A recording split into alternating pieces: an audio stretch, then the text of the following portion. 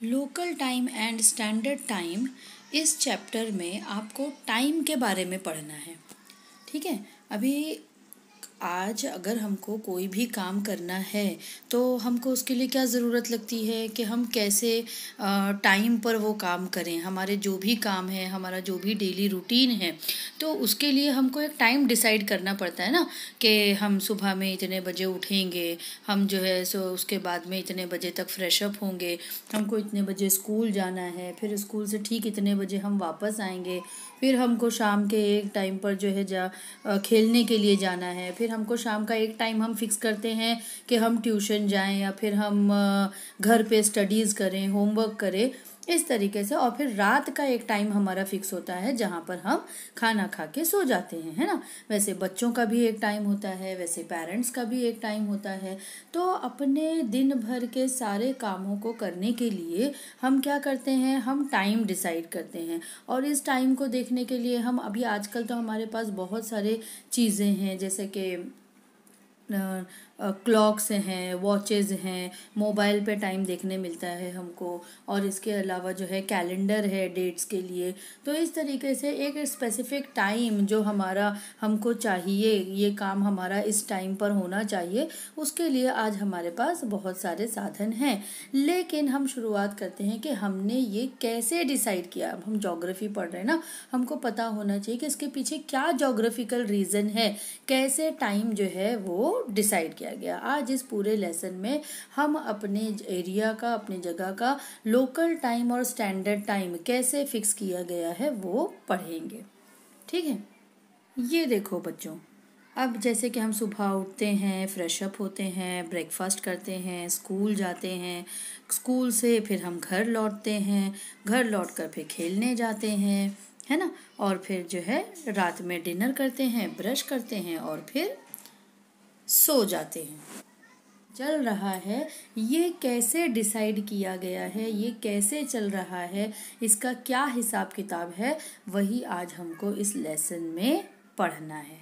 समझ में आया? तो इन सब चीज़ों के लिए we need to decide the time. अब लेकिन पुराने ज़माने में क्या होता था ना बच्चों, कि पुराने ज़माने में तो घड़ियाँ थी नहीं, लोग जो है अपने ऑब्जर्वेशंस के थ्रू टाइम सेट करते थे। कि जैसे सूरज उग गया, सनराइज हो गया, तो मतलब कि सुबह हो गई। ठीक है। फिर जब एकदम कड़ी धूप हो गई तो फिर चलो भाई नून टाइम हो गया, उसके बाद में उनका दोपहर का टाइम हो जाता था। और फिर शाम में जब सनसेट होता था मतलब कि इवनिंग टाइम हो गया, और जब सूरज पूरी तरीके से चला गया मतलब कि नाइट टाइम हो गया।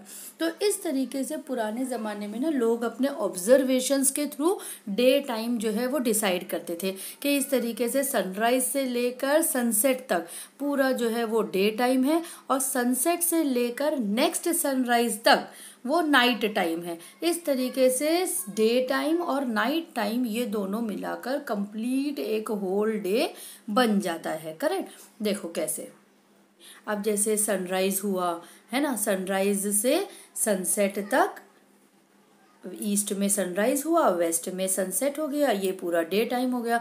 फिर रात हो गई, ये पूरा नाइट टाइम हो गया। इस तरीके से पूरा होल डे जो है लोग अपना ऑब्जर्व करते थे, उस हिसाब से काम चलाते थे। अब कुछ लोग जो है ना घाटी का पात्र जो है वो एक, इसको जो है वाटर क्लॉक भी कहा जाता है। इसमें जो एक बड़ा सा बाउल आपको दिखाई दे रहा है, उसको पूरा पानी से भर दिया जाता है, और उसमें एक छोटा बाउल रख दिया जाता है विद अ मिनट होल, उसके अंदर सुराख कर दिया जाता है मिनट होल का। तो आहिस्ता आहिस्ता आहिस्ता आहिस्ता जब ये बाउल में पानी भरते जाता है, वो फ्लोट होता है, तो यहाँ पर टाइम को मेजर करने के लिए ये एक घाटी का पात्र पुराने ज़माने में, एंशियंट टाइम्स में लोग इसको यूज़ करते थे। घाटी का पात्र की ही तरह लोग जो है सैंड टाइमर भी यूज़ करते थे। सैंड टाइमर जो है ये आप लोगों ने देखे भी होंगे, ये अभी भी एज अ शोपीस भी लोग यूज़ करते हैं। लेकिन उस टाइम पे जो है टाइम को मेजर करने के लिए सैंड टाइमर भी यूज़ किया जाता है। जिस तरीके से आहिस्ता आहिस्ता इसमें से रेत जो है वो ऊपर वाले बाउल से नीचे वाले बाउल में कन्वर्ट होती है, और इस तरीके से टाइम को मेजर करने के लिए लोग जो है इस सैंड टाइमर को यूज़ करते करते थे। तो जैसा कि मैंने स्टूडेंट्स आपको बताई कि पुराने ज़माने में जब तक हमारे पास क्लॉक्स वगैरह नहीं थे, लोग जो है अलग अलग इंस्ट्रूमेंट यूज़ करते थे। सनडायल है और ये सैंड टाइमर है, घटी का पात्र है, या फिर अपने ऑब्जर्वेशंस से कि सनसेट हो रहा है, फिर आफ्टरनून हो रही है, फिर इवनिंग हो रही है और फिर नाइट हो रही है। इस तरीके से डे टाइम और नाइट टाइम मिलाकर उनका एक होल डे कंप्लीट हो जाता था। लेकिन जैसे जैसे अभी इंसान जो है आगे बढ़ा, लाइफ आगे बढ़ी, तो जाहिर सी बात है अभी एडवांस टेक्नोलॉजीज आ गई हैं हमारे पास में। तो बहुत सारे अर्थ को, सन को लेकर बहुत सारी इंफॉर्मेशन जब इंसान को मिली, तो उससे जो है यहाँ पर हमारे पास टाइम सेट करने के लिए उनको एक रास्ता मिल गया कि कैसे हम एग्जैक्ट टाइम सेट कर सकते हैं। कि जैसे अभी अभी अगर मैं तुमसे पूछूं कि भाई तुम्हारी घड़ी में कितना टाइम हो रहा है, कितने बज रहे हैं, तो तुम लोग बता सकते हो ना कि भाई कितना बज रहा है, चलो बताओ कितना बज रहा है अभी घड़ी में, है ना। अब जैसे आप लोग टाइम बता रहे हो वैसे मैं भी बता सकती हूँ कि अभी मेरी घड़ी में जो है वो 5 बज रहा है शाम के। तो ये अभी जो एग्जैक्ट टाइम है, अभी यहाँ पर मेरे ऑब्जर्वेशन नहीं है कि अरे अभी सनसेट होने आ रहा है, मैं एग्जैक्ट टाइम बता रही हूँ आपको। आप लोग भी मुझे एग्जैक्ट टाइम अब जो है हम बता सकते हैं मॉडर्न डेज में, क्योंकि हमारे पास में क्लॉक है। तो ये क्लॉक कैसे बनाई गई है और इसमें ये जो टाइम सेट किया है कि स्पेसिफिक प्लेस पर क्या टाइम हो रहा है, ये हम कैसे डिसाइड करते हैं, वही हमको आज इस लेसन में पढ़ना है। लेकिन उससे पहले ना स्टूडेंट्स, हम लोगों को अर्थ और सन की जो मूवमेंट है अराउंड द सन, उसको भी समझना बहुत ज़रूरी है कि क्योंकि उसका एक ग्रेट इम्पैक्ट है टाइम सेट करने के लिए। ठीक है, अब उसके लिए ना, उसको समझने के लिए अर्थ और सन के बीच में जो रिलेशन है और अर्थ की जो मूवमेंट है उसको समझने के लिए पहले मैं एक और एग्जाम्पल आपको देती हूँ। ये देखो बच्चों, अब ना पहले आप लोग इस एक एग्जाम्पल को ज़रा अच्छे से समझ लो कि कभी आप लोगों ने बस में या ट्रेन में सफ़र किए हैं, ट्रैवल किए हैं, है ना। आप सभी ने ट्रैवल किए होंगे। तो वाइल ट्रैवलिंग आपने देखा होगा कि जब आप बैठे रहते हैं अपनी सीट पर, तो बाजू की तरफ से आप खिड़की की तरफ से आप लोगों को दिखाई देगा जो भी ट्रीज़ हैं, जो भी बिल्डिंग्स हैं, या जो भी पोल्स है, इलेक्ट्रिक पोल्स है, वो सब जो है आपसे पीछे की तरफ जा रहे हैं, है ना। वो सब जो है पीछे की तरफ मूव कर रहे हैं, आपके अपोजिट डायरेक्शन में मूव कर रहे हैं, करेक्ट। तो इस तरीके से ये ऑब्जर्वेशन में तो हमेशा आप लोगों में से तकरीबन सभी बच्चों ने ये ऑब्जर्वेशन तो किया ही होंगे, क्योंकि हम में से कभी ना कभी कोई ना कोई कहीं पर तो बस में बैठा ही होगा, ट्रेन में तो बैठे ही होंगे, कार में तो बैठे ही होंगे। तो जब भी हम एक ऐसा ट्रैवलिंग बस मूविंग व्हीकल में बैठते हैं तो हम ये ऑब्जर्व करते हैं कि खिड़की के बाहर से हमको जो भी दिखाई दे रहा है वो हमारे से अपोजिट डायरेक्शन में मूव कर रहा है, करेक्ट। वो सब पीछे की तरफ जा रहा है। लेकिन क्या, सच बताओ कि क्या एक्चुअल में वो बिल्डिंग, वो पोल, वो ट्रीज वो मूव कर रहे हैं? नहीं ना, वो मूव नहीं करते। कौन मूव करता है? ये तो हमारी बस है जो मूव कर रही है, करेक्ट। इधर देखो, ये देखो, पोल चला गया, बिल्डिंग चली गई, है ना। लेकिन क्या ये जो रास्ता है, ये सारी चीज़ें पीछे जा रही है कि हमारी बस आगे जा रही है? हमको ऐसा लग रहा है सब हमारे अपोजिट डायरेक्शन में जो है चला जा रहा है। इन द सेम वे बच्चों, ये जो सन है ना, ये मूव नहीं करता। एक्चुअल में सन के सामने जो हमारी अर्थ है ये मूवमेंट करती है, ये रोटेट होते रहती है। अब देखो, बताने का मतलब ये है कि हमको तो पता है कि हमारी जो अर्थ है वो अपने एक्सिस पर रोटेशन करती है, और जो वो अपने एक्सिस पर रोटेशन करती है उसकी वजह से सन के सामने, आप देख रहे हो सन के सामने जो पार्ट आ रहा है वहाँ पर जो है ब्राइटनेस है, क्योंकि उस पार्ट को रोशनी मिल रही है। और इन द सेम वे जहाँ पर नाइट टाइम आपको दिखाई दे रहा है ना, वहाँ पर सन की रोशनी नहीं पहुँच रही है, इसलिए वहाँ पर नाइट टाइम है। तो अर्थ का वो हिस्सा जो सन के सामने है वहाँ पर देखो डे टाइम है, और अर्थ का वो हिस्सा जो सन के पीछे है वो है नाइट टाइम, वहाँ पर जो है डार्कनेस हो जाती है। तो एक्चुअल में हमारी अर्थ जो है वो वेस्ट टू ईस्ट रोटेट करती है। कैसे रोटेट करती है? वेस्ट टू ईस्ट रोटेट करती है। हमारी अर्थ जो है वो वेस्ट टू ईस्ट रोटेट करती है। लेकिन अब जो हमने पढ़े हैं, हम क्या पढ़ते हैं कि सूरज जो है वो ईस्ट में उगता है और वेस्ट में सनसेट होता है। ईस्ट में सनराइज होता है और वेस्ट में सनसेट होता है। तो एक्चुअली ये हमारा डायरेक्शन अपोजिट है। समझ में आ रहा है? ये हमारा जो डायरेक्शन है वो वेस्ट टू ईस्ट है। इस वजह से हमको सन का डायरेक्शन अपोजिट डायरेक्शन लगता है, ईस्ट टू वेस्ट। एक्चुअल में सन मूव नहीं कर रहा है। हम क्या बोलते हैं? सन जो है सनराइज हो रहा है ईस्ट से और सनसेट हो रहा है वेस्ट में। एक्चुअल में सन अपनी प्लेस मूव नहीं कर रहा है। ये तो हमारी अर्थ है जो मूव कर रही है अपने एक्सिस पर, और जिसकी डायरेक्शन है वेस्ट टू ईस्ट। अर्थ की डायरेक्शन क्या है? ध्यान रखो, वेस्ट टू ईस्ट। इस वजह से हमको सन की अपोजिट डायरेक्शन दिखती है, ईस्ट टू वेस्ट, जैसा हमने बस वाली एग्जाम्पल में देखे थे। अभी समझ में आ रहा है? क्लियर हो गया आप लोगों को कि जैसा हमने बस वाली एग्जाम्पल में देखे कि हम तो स्टिल हैं, हम तो अपनी जगह पर बैठे हुए, लेकिन हमको बाकी सारी चीज़ें खिड़की के बाहर अपोजिट डायरेक्शन में जाती हुई दिखाई देती है, जबकि हमारी बस आगे जा रही है और वो सारी चीज़ें अपनी जगह पर वैसी ही स्टिल हैं। करेक्ट? तो इन द सेम वे यहाँ पर सन जो है वो अपनी जगह पर ऐसे ही कायम है, सन मूव नहीं करता है। ये तो हमारी अर्थ है जो वेस्ट टू ईस्ट की डायरेक्शन में मूव करती है, और जिसकी वजह से हमको ऐसा लगता है कि सन ईस्ट अपोजिट डायरेक्शन यानी कि ईस्ट टू वेस्ट में मूव कर रहा है। अब सन के सामने अर्थ का जितना हिस्सा आता है वहाँ पर डे टाइम होता है, और in the same way at the same time जो पार्ट पर सन की रोशनी नहीं पड़ पा रही है वहाँ पर नाइट होता है। फिर अर्थ मूव करती है तो फिर वैसे ही वापस से उस जहाँ पर नाइट थी वहाँ पर डे हो जाता है, जहाँ पर डे था वहाँ पर नाइट हो जाता है।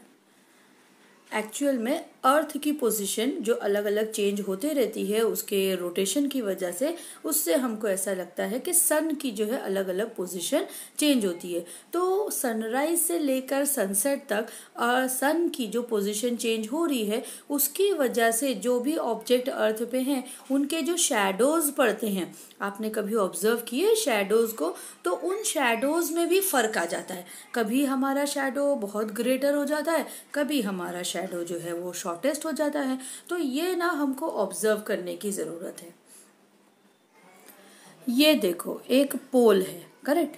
अब इस पोल को अगर तुम गौर से देखो तो जब अगर हम इसे सन की जो पोजीशन है उसमें अगर फ्रेम करते हैं तो हमें इसके अलग अलग शैडोज दिखाई देते हैं अलग अलग टाइम पर।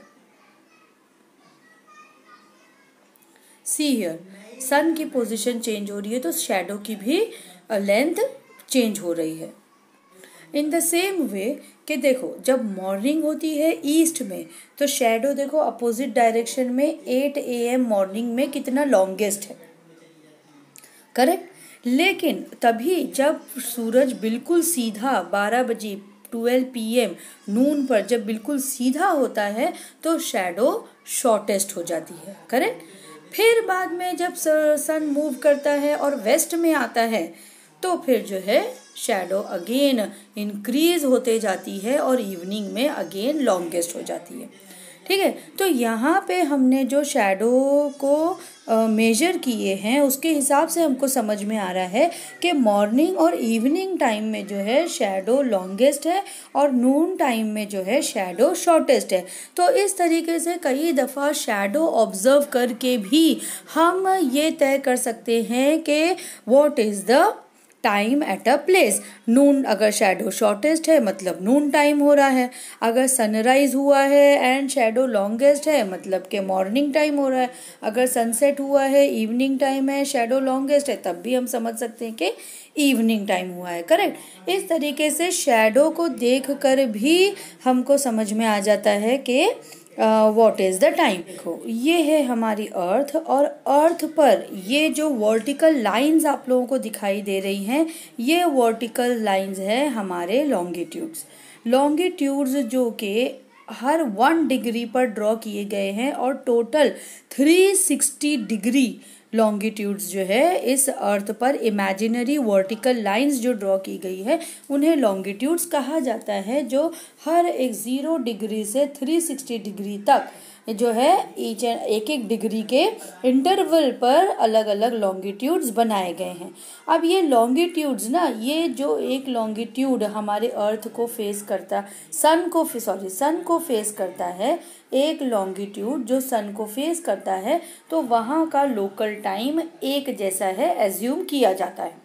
समझ में आया कि जिस टाइम पर एक लॉन्गिट्यूड जो जहाँ का नून टाइम बिल्कुल सन को अगर फेस कर रहा है, तो उस पूरे लॉन्गिट्यूड पर जितने एरियाज हैं उस हिस्से में आने वाले वहाँ पर सब जगह का एक लोकल टाइम कंसीडर किया जाता है।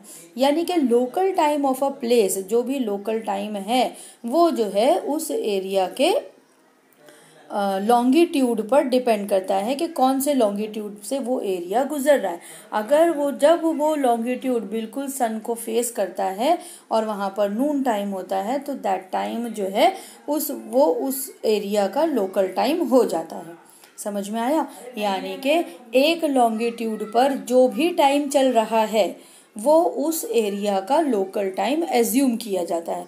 तो टाइम को डिसाइड करने के लिए ना ये लॉन्गिट्यूड्स बहुत इंपॉर्टेंट होते हैं। अब अर्थ और सन के बीच में समझ जाओ, जो लॉन्गिट्यूड सन को फेस कर रहे हैं वो ये सारे डे टाइम एक्सपीरियंस करेंगे। पहले सनराइज होगा, फिर नून टाइम होगा, फिर इवनिंग होगी, फिर मतलब सनसेट होगा और फिर नाइट टाइम शुरू हो जाएगा।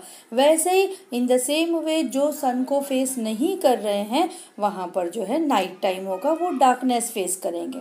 Correct? See, here is the definition.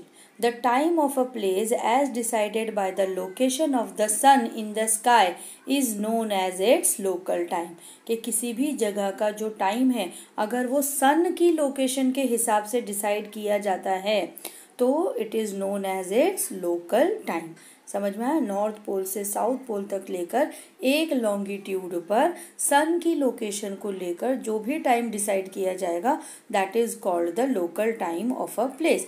लेकिन अब क्या है कि हर जगह पर ना ये तरीका भी काम नहीं कर सकता, क्योंकि जो एरियाज हमारे नॉर्थ पोल और साउथ पोल में हैं वहाँ पर तो 24 आवर्स का डे होता ही नहीं है। अब ये लोकल टाइम किसके लिए सही है? By using the location of the sun, ये उनके लिए सही है जहाँ पे 24 आवर्स का एक डे कंप्लीट हो रहा है। लेकिन अगर तुम देखोगे ना नॉर्थ पोल और साउथ पोल, वहाँ पर तो 6 महीने का दिन होता है और 6 महीने की रात होती है। ठीक है?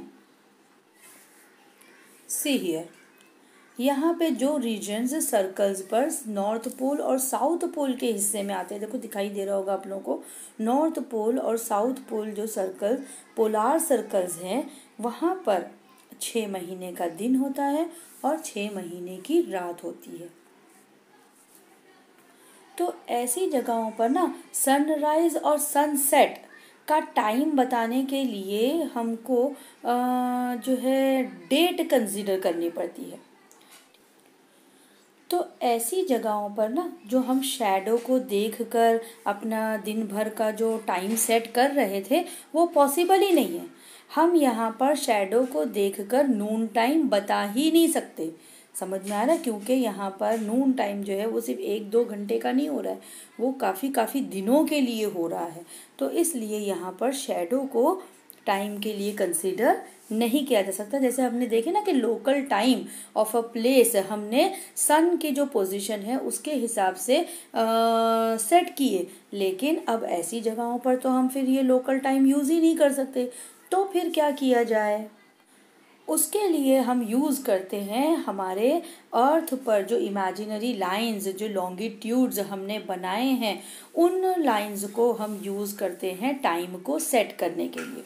इसके लिए जो हमारा प्राइम मेरिडियन है यानी कि 0 डिग्री, जो हमारे प्राइम मेरिडियन है 0 डिग्री, ये आपको ब्लू लाइन दिखाई दे रही है, ये ग्रीनविच मीन टाइम है। ये क्या है? ग्रीनविच जहाँ पर से गुजरता है तो ग्रीनविच मीन टाइम को जो है कंसिडर किया गया 0 डिग्री लॉन्गिट्यूड प्राइम मेरिडियन। और इसके बाद से जो यूरोप, अफ्रीका, इंडिया, टोक्यो आपको दिखाई दे रहा है जो ईस्ट साइड में आ रहे हैं, ईस्ट साइड में हमारा टाइम जो है वो आगे बढ़ता जाता है।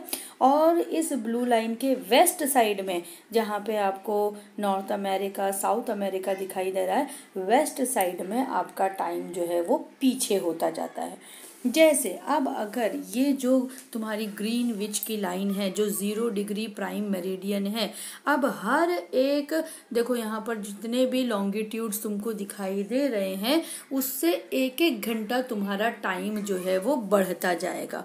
देखो कैसे, अब सबसे पहले देखो ब्लू लाइन, अगर ये जो ब्लू लाइन है ग्रीनविच, समझ जाओ यहाँ पे तुम्हारा नून टाइम हो रहा है। नून टाइम मतलब क्या, 12 बज रहे हैं। अब अगर 12 बज रहे हैं तो जो तुम्हारा पहला लॉन्गिट्यूड आ रहा है उस वो पहला लॉन्गिट्यूड 1 घंटा आगे टाइम चल रहा होगा वहां पर, मतलब वहां पर 1 बज रहा होगा। जब प्राइम मेरिडियन 0 डिग्री की जो तुम्हारी लाइन है ग्रीनविच मीन टाइम, देखो दिखाई दे रहा है ग्रीनविच मीन टाइम, तो वहां पर अगर 12 नून हो रहा है तो जो पहली लाइन है ईस्ट की तरफ, यूरोप और अफ्रीका की तरफ, वहां पे पहली लाइन 1 घंटा आगे चल रही होगी, वहां पर 1 बज रहा होगा। दूसरी लाइन पर 2 बज रहा होगा, तीसरी लाइन पर 3 बज रहा होगा, चौथी लाइन पर 4 बज रहा होगा, पांचवी लाइन पर 5 बज रहा होगा। देखो पांचवी लाइन पर आ रहा है हमारा इंडिया, इसका मतलब ग्रीनविच में जब 12 बज रहे हैं तब इंडिया में 5 से कुछ मिनट हो रहे होंगे, समझ में आया। फिर छठी लाइन पर 6 बज रहा होगा, सातवीं लाइन पर 8 बज रहा होगा, इस तरीके से यानी टाइम जो है आगे बढ़ता जाता है।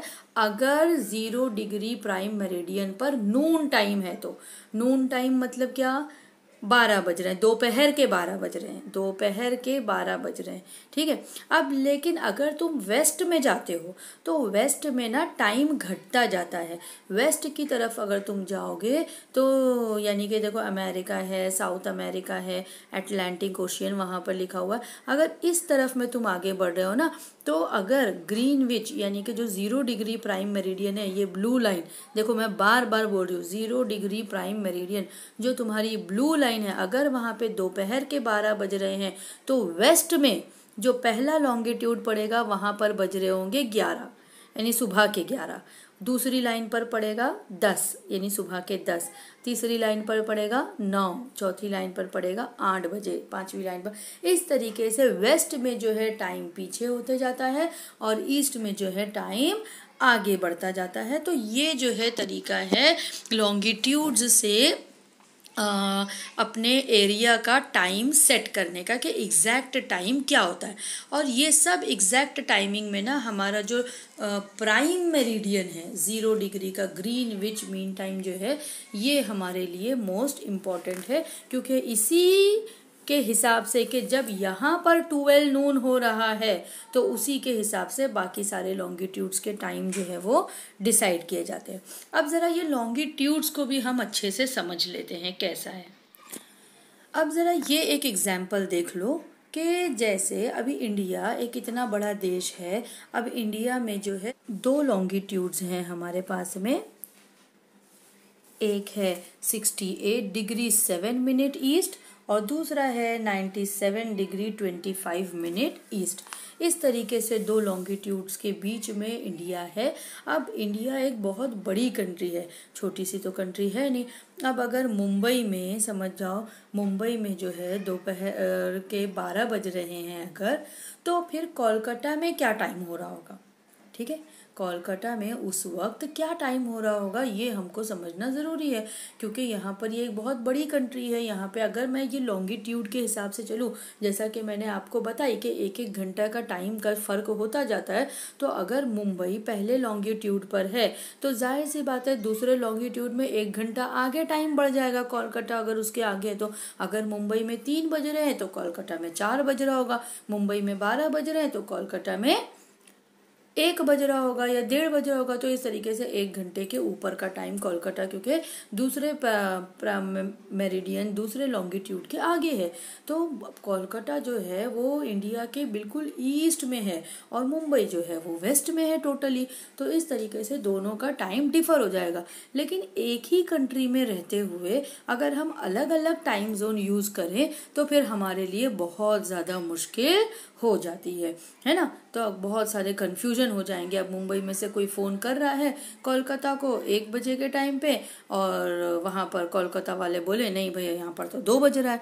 तो अगर कोई काम हमको एक स्पेसिफिक टाइम में करना है, एक ही कंट्री के लोग हैं, तो फिर उनके लिए बहुत सारे टाइम डिफरेंसेस हो जाएंगे। तो इसलिए जो है एक कंट्री में एक टाइम जोन रखने के लिए देखो क्या किया गया है।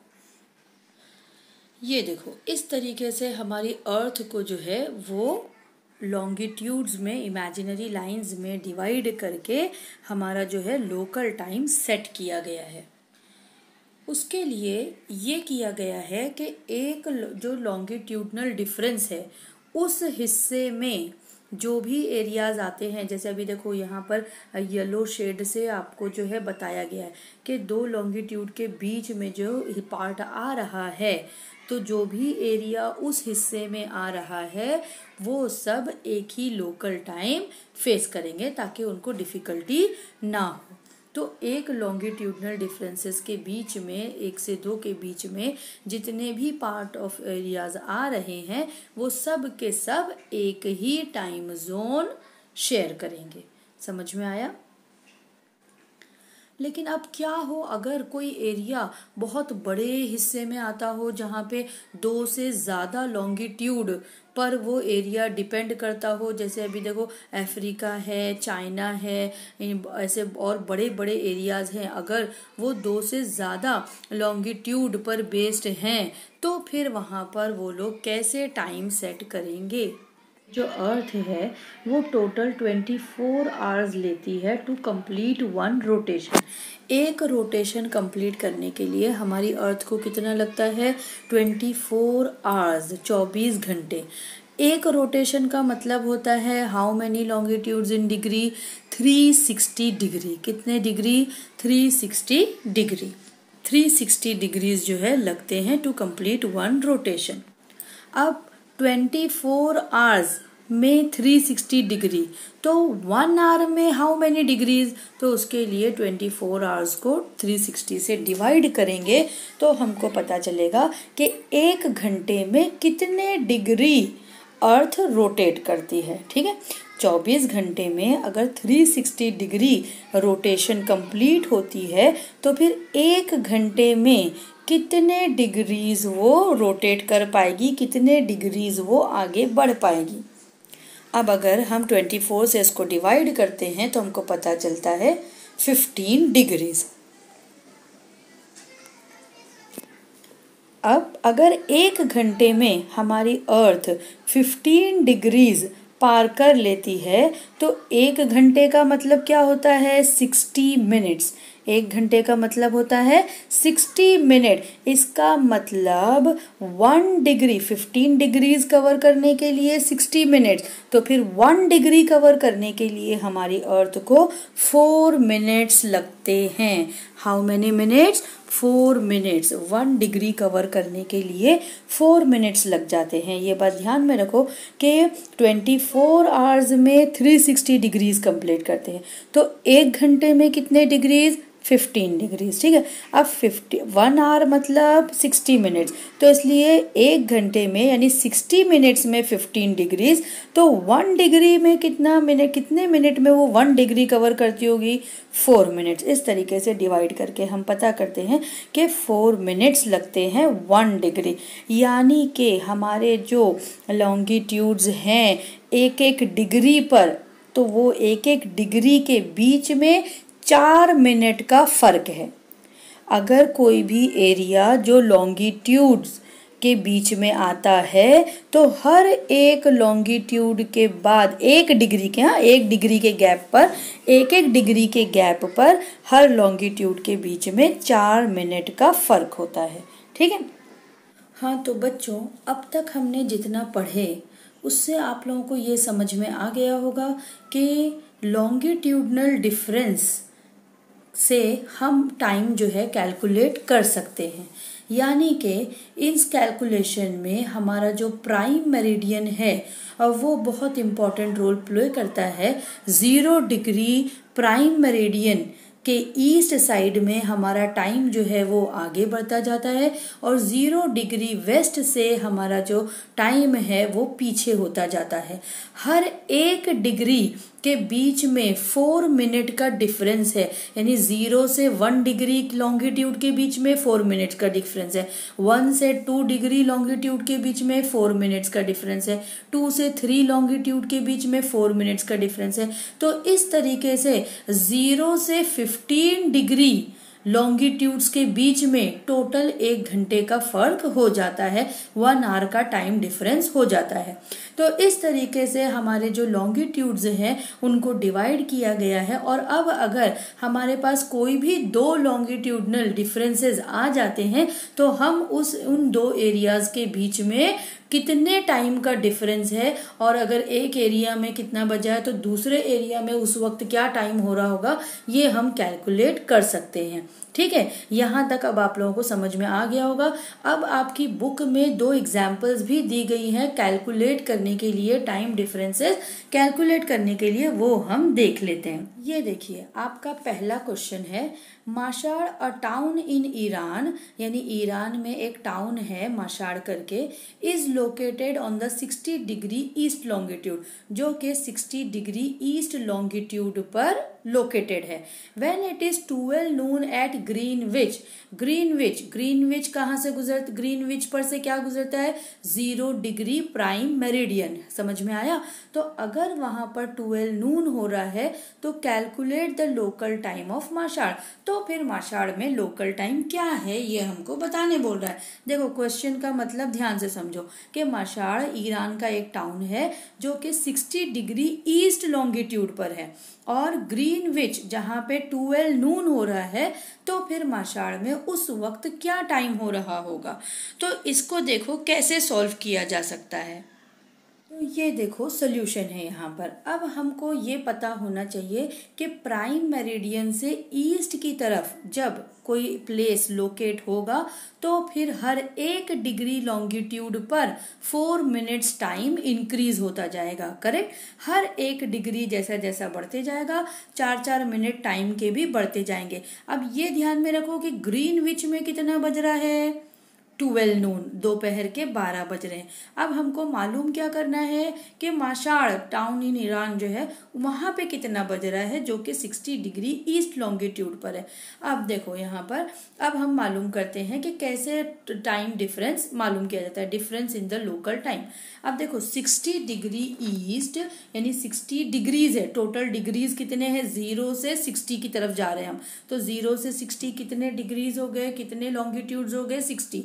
हर 1 लॉन्गिट्यूड के बीच में टाइम डिफरेंस क्या है, 4 मिनट। तो 60 डिग्री के हिसाब से कितने मिनट हो जाएंगे, तो 4 × 60 करेंगे तो 240 मिनट्स आ जाएंगे, यानी टोटल कितने मिनट्स हो गए, 240 मिनट्स। लेकिन 60 मिनट का तो 1 आवर होता है, 1 hour is equal to 60 minute, इसलिए अगर 240 मिनट्स को हम 60 से डिवाइड करेंगे तो हमको पता चलता है कि वहां पर कितने घंटे का डिफरेंस है, 4 आवर्स। इसका मतलब ग्रीनविच से यानी कि 0 डिग्री प्राइम मेरिडियन से 60 डिग्री ईस्ट लॉन्गिट्यूड के बीच में कितने घंटे का डिफरेंस है, 4 आवर्स का डिफरेंस है। अब 4 आवर्स तो आगे भी हो सकते हैं और पीछे भी हो सकते हैं, लेकिन हम आगे की तरफ बढ़ेंगे। क्योंकि ये लॉन्गिट्यूड ईस्ट की तरफ है, ग्रीनविच से ईस्ट की तरफ है, तो ईस्ट की तरफ हमारा टाइम बढ़ेगा, इसलिए the time at Mashhad would be 4 PM। 12 noon से 12 बजे दोपहर के बाद हम आगे बढ़ेंगे 1, 2, 3, 4, 4 घंटा आगे टाइम वहां पे चल रहा है। यानी अगर ग्रीनविच में दोपहर के 12 बज रहे हैं तो उसी वक्त 60 डिग्री ईस्ट पर जो माशाड़ है वहां पर 4 PM हो रहा है। समझ में आया? नेक्स्ट एग्जाम्पल देखते हैं। तो अब बच्चों ये देखो, ये है हमारी सेकेंड एग्जाम्पल, सेकेंड क्वेश्चन पढ़ती हूँ मैं। Manaus city in Brazil is located on 60 degree west longitude. अब यहाँ पर एक मेनस सिटी है ब्राज़ील में जो कि 60 डिग्री वेस्ट लॉन्गिट्यूड में है, वेस्ट साइड पर है। What would be the local time at Manaus when it is 12 noon at Greenwich. यानी अब फिर वही दे रहा है कि ग्रीनविच में अगर 12 बज रहा है तो फिर मेनस में क्या टाइम हो रहा होगा। तो यहाँ पर ना आप लोगों को ये समझने की ज़रूरत है कि ऊपर के क्वेश्चन में भी 60 डिग्री था लेकिन वो ईस्ट था, इसलिए टाइम कैलकुलेट करने के बाद हमने उसको आगे काउंट करे। करेक्ट। अब यहाँ पर भी 60 डिग्री है, हम टाइम वैसे ही काउंट करेंगे, लेकिन ये वेस्ट में है इसलिए हम उतना टाइम पीछे जाएंगे। ठीक है। तो जैसा कि हम जानते हैं कि प्राइम मेरिडियन से वेस्ट की तरफ जाने पर हर एक लॉन्गिट्यूड पे 4 मिनट डिक्रीज होते जाते हैं। जैसे ईस्ट में था तो 4 मिनट इंक्रीज होते गए, वैसे ही वेस्ट में होता है तो 4 मिनट डिक्रीज होते जाते हैं। तो दोनों लॉन्गिट्यूड यानी कि ग्रीनविच जो कि 0 डिग्री प्राइम मेरिडियन है और ये लॉन्गिट्यूड जो कि 60 डिग्री वेस्ट लॉन्गिट्यूड है, दोनों के बीच में लॉन्गिट्यूडनल डिफरेंस कितने का है? 60 डिग्री का है। हर एक लॉन्गिट्यूड के बीच में टाइम का डिफरेंस कितना है? 4 मिनट है। इसलिए टोटल टाइम कितना हो गया? 60 इंटू 4 240 मिनट्स हो गए। करेक्ट। अब एज यूजुअल जैसा हमने पहले किए 40 मिनट्स को आवर्स में कन्वर्ट करो। 1 hour is equal to 60 minute होता है, तो 240 hours means how many 240 minutes means how many hours. तो 60 को 240 से डिवाइड कर देंगे तो हमारे पास आ गया 4 आवर्स। अब देखो इसका भी आंसर आया है 4 आवर्स, लेकिन ग्रीनविच से मेनस जो है वो वेस्ट में है। वेस्ट में है मतलब कि हमको 4 घंटा पीछे जाना पड़ेगा। ग्रीनविच में क्या टाइम हो रहा है? 12 नून, 12 बज रहा है। तो इसलिए अब जब हम 4 घंटा पीछे जाएंगे तो 12 से पहले 11, फिर 10, फिर 9, फिर 8। इसका मतलब मेनस में सुबह के 8 बज रहे हैं। अगर ग्रीनविच में 12 नून हो रहा है और वो मेनस सिटी जो है वो 60 डिग्री वेस्ट लॉन्गिट्यूड में है, तो उस टाइम पे मेनस में सुबह के 8 बज रहे हैं।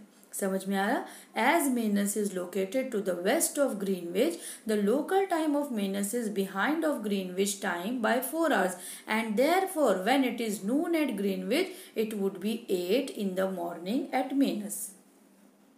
अंडरस्टूड? तो यहाँ पर ना आप लोगों को अच्छे से समझ में आ गया कि अगर हमको 2 लॉन्गिट्यूड्स के बीच में टाइम मालूम करना है कि डिफरेंस कितना है, तो फिर हम किसी भी लॉन्गिट्यूड्स के बीच का डिफरेंस फाइंड आउट कर सकते हैं। ठीक है। अब बच्चों ज़रा इस बात को भी समझ लो कि जिस तरीके से रात में 12 बजते हैं तो 12 बजे के बाद से, ठीक रात के 12 बजे के बाद से हमारा टाइम चेंज होता है। ठीक है, हमारा दिन जो है वो चेंज होता है। तो जो रात के 12 बजते हैं उस वक्त मिडनाइट में हमारा टाइम होता है 0.00। तो उस रात के 12 बजे से दिन के 12 बजे तक जो नून टाइम होता है दिन का, वो जो टाइम पीरियड होता है उसको हम AM में कैलकुलेट करते हैं। किसमें? AM में। AM लिखते हैं ना। अगर मुझे लिखना है सुबह के 6 बजे तो मैं क्या लिखूंगी? 6 AM। अभी जैसे हमने मेनस का टाइम लिखे थे 8 AM है ना, मॉर्निंग के 8 बजे यानी कि 8 AM। तो इस तरीके से अगर हम लोग रात के 12 बजे से दिन के 12 बजे तक का टाइम जो कैलकुलेट करते हैं उसको लिखते हैं AM। AM means anti meridian. AM का मतलब क्या होता है? Anti meridian. और उसको जो है AM में काउंट किया जाता है। और फिर दिन के 12 बजे से रात के 12 बजे तक का जो टाइम कैलकुलेट होता है उसको जो है हम PM में लिखते हैं। PM का मतलब होता है post meridian. PM means post meridian. तो ये AM और PM का फुल फॉर्म आप लोग यूज तो हम करते ही हैं, पर हमको फुल फॉर्म याद नहीं रहता है, तो इसलिए ध्यान रखेंगे कि AM means anti meridian and PM means post meridian.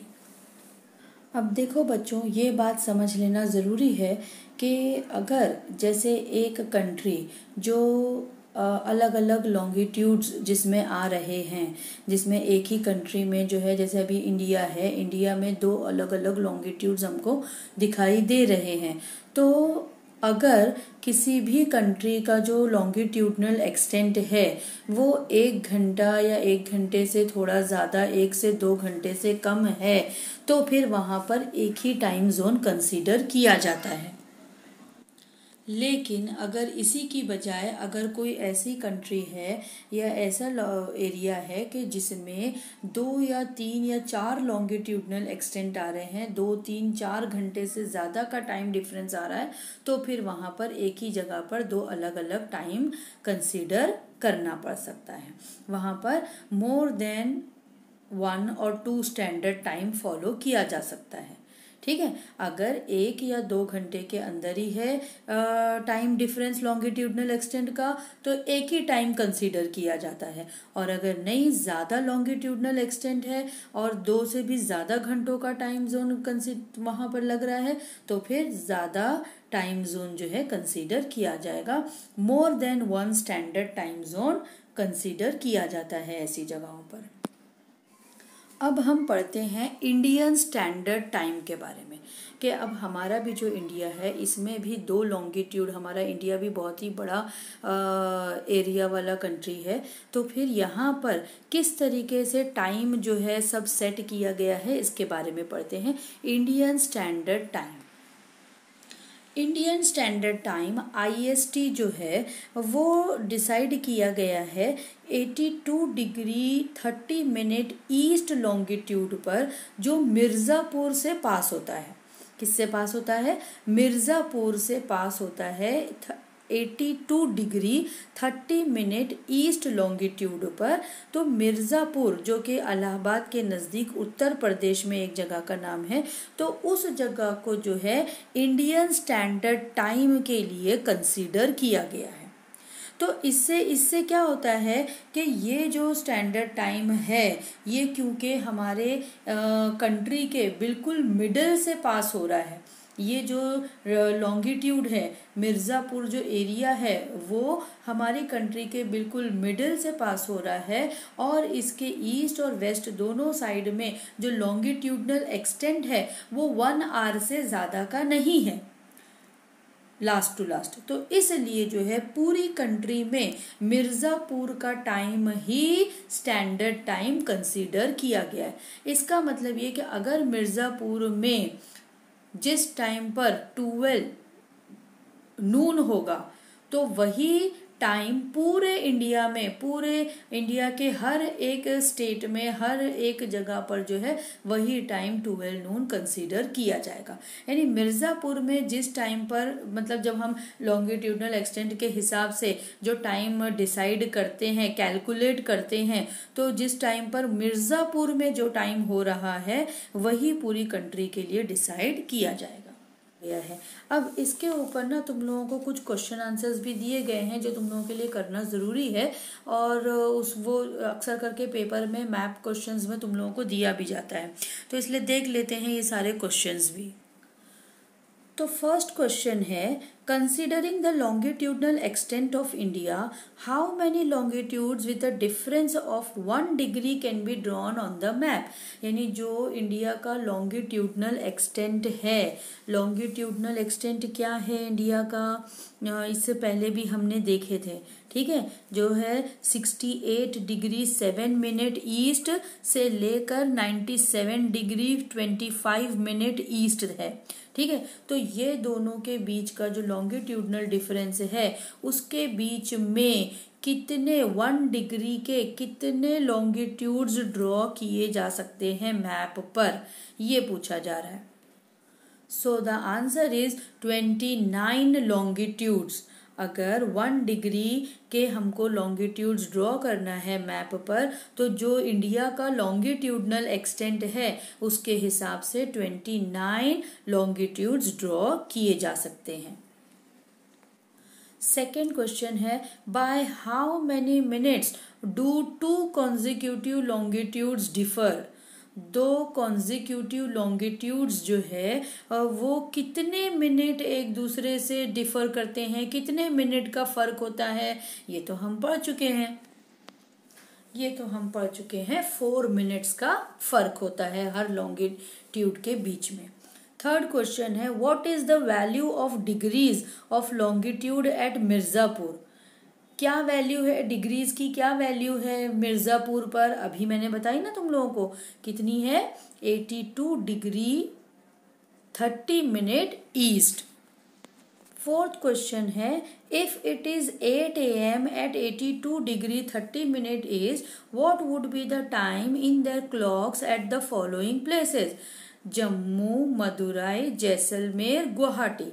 यानी कि अगर 82 डिग्री 30 मिनट ईस्ट पर अगर 8 AM हो रहा है, सुबह के 8 बज रहे हैं, तो फिर जम्मू, मदुराई, जैसलमेर, गुवाहाटी पर कितना बज रहा होगा,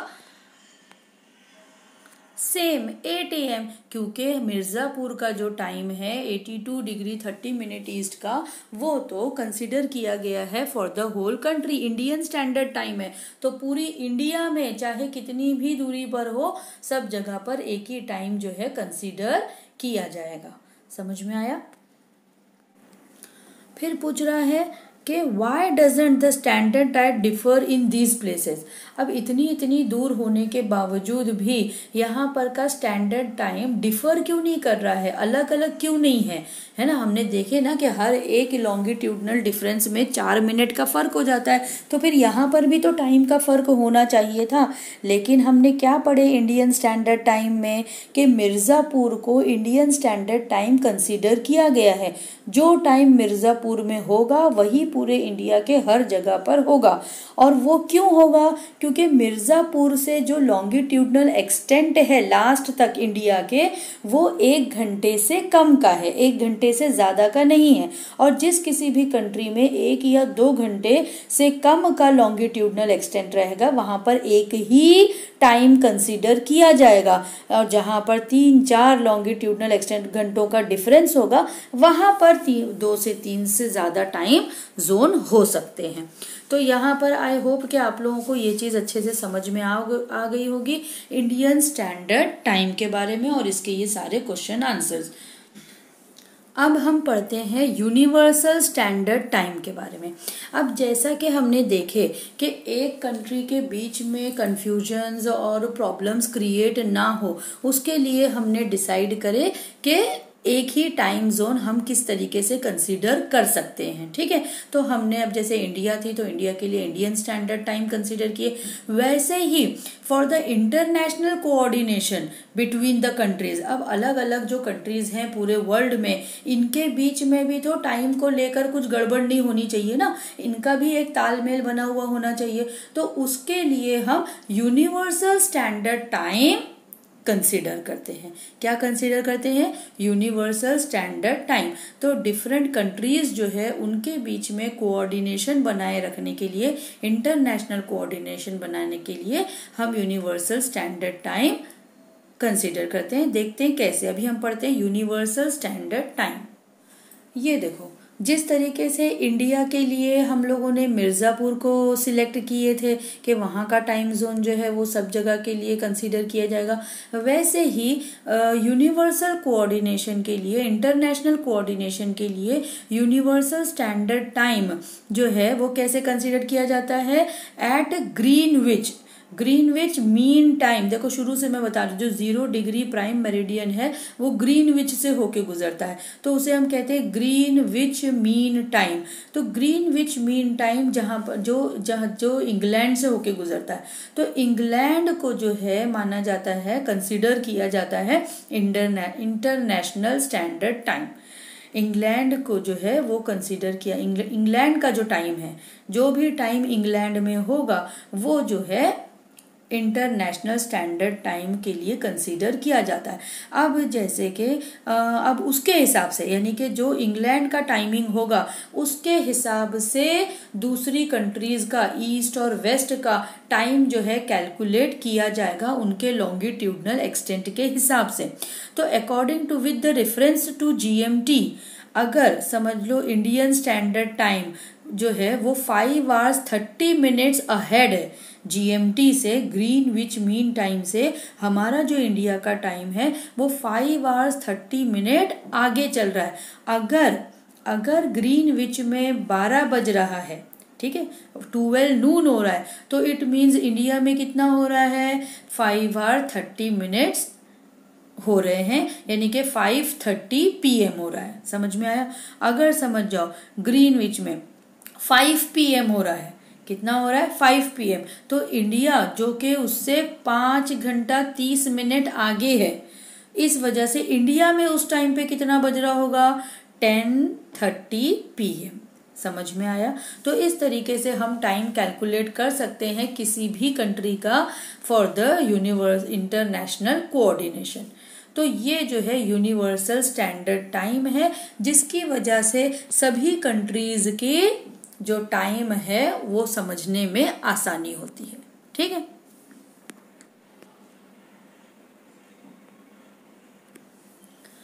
अब यहाँ पर लास्ट में हमको कुछ इम्पोर्टेंट इन्फॉर्मेशन दी हुई है जो टाइम का कैलकुलेशन है। अब हमारे घरों में तो हम लोगों के सभी के पास में क्लॉक्स होती हैं, करेक्ट, वॉचेज़ हैं, रिस्ट वॉचेज़ हैं, मोबाइल फ़ोन्स हैं, जिसमें हमको टाइम जो है आसानी से मिल जाता है।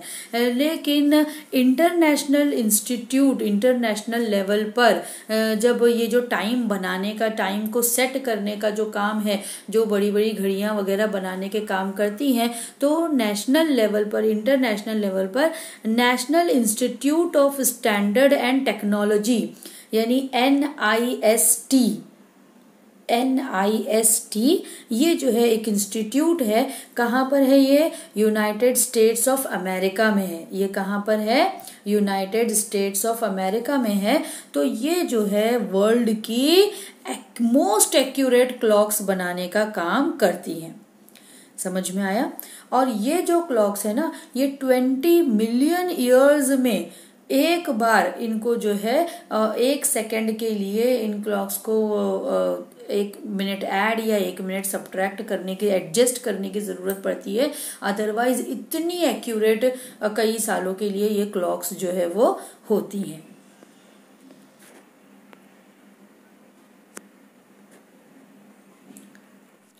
इंडिया में भी NPL national physical laboratory of India है न्यू दिल्ली में, जहां पर most accurate services time keeping के लिए दी जाती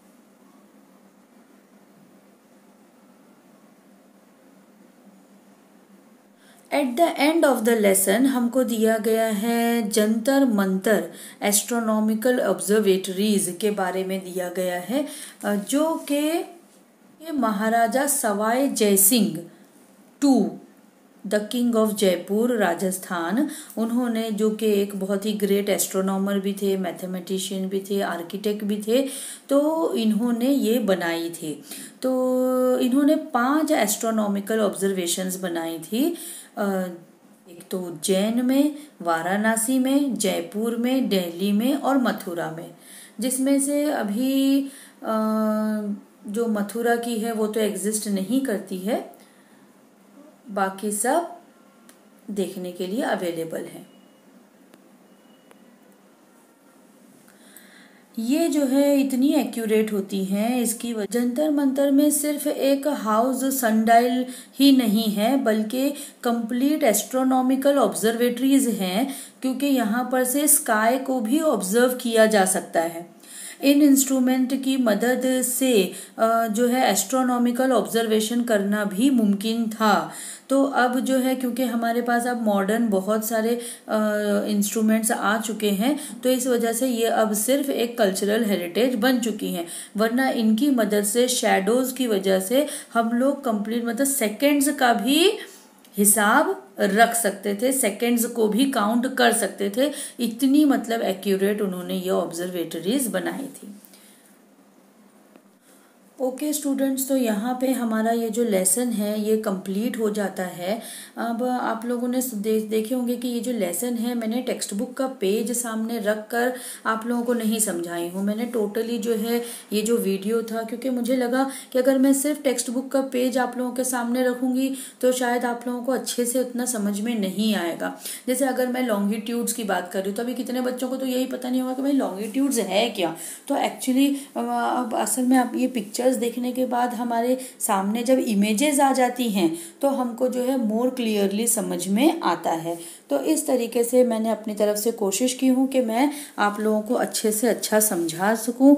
अगर आप लोग इस लेसन को, इस वीडियो को देखते हैं और इसको अच्छे से समझ लेते हैं तो आप लोगों को आंसर्स करने में भी आसानी होगी। पूरे लेसन में मैंने जितना भी बताया ये सब चीज़ आपको अपना, अगर तो आप लेसन की एक बार रीडिंग करेंगे तो आप लोगों को पता चल जाएगा कि लेसन में जितना कुछ था वो मिस ने हम लोगों को इन पिक्चर्स के थ्रू समझा दिए हैं। अब रहा सवाल पेज नंबर 3 और 4 का। पेज नंबर 4 पर आप लोगों को एक मैप दिया गया है। उस मैप को देखते हुए आप लोगों को पेज नंबर 3 पे कुछ क्वेश्चंस हैं, उनको आप लोगों को आंसर करना है। तो अब मैंने टोटल कैसे काउंट किया जाता है, कैसे टाइम आगे बढ़ता है या पीछे होता है, मैं आपको समझा चुकी हूँ। तो इसलिए मैं चाहती हूँ कि ये क्वेश्चंस आप खुद करें। ठीक है, तो अच्छे से बच्चों इस लेसन को समझो। ठीक है, तो यहाँ पर हमारा ये लेसन कंप्लीट हो जाता है। अल्लाह हाफिज़, बाय, टेक केयर।